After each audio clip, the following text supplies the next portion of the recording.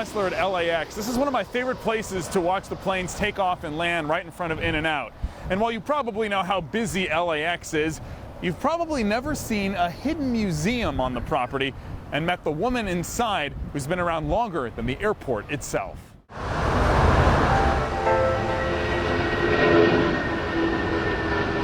If you want to take a trip overseas, head to LAX.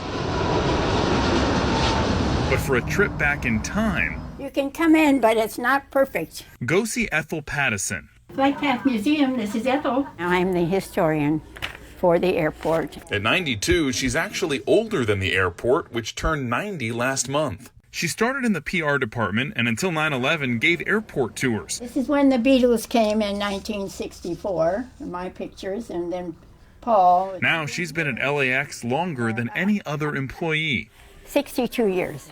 She knows just about every inch of this place and takes pride in showcasing the airport's rich history spread throughout the museum. Beacon light used in 1944. She gave me a full tour. This room is the LAX room. Filled with all kinds of vintage memorabilia from one-of-a-kind airline posters. Now people covet them, so we have to keep our eye on them. To a variety of colorful uniforms. This is the Davy Crockett issue for American Airlines. Didn't necessarily have to wear the hat, but it's theirs. She even found my dad's name on an old newspaper ad. Michael. He worked for Western when they merged with Delta in the 1970s. There's a Wesler right there. Come on out. It's like they're kissing one another, the airplanes. Here's a vintage airplane from 1940 up to 1970 or so. That vintage airplane, a DC-3, the same model Ethel worked on in the 1950s when she was a stewardess for United. And it's a tail landing gear, so you have to walk uphill.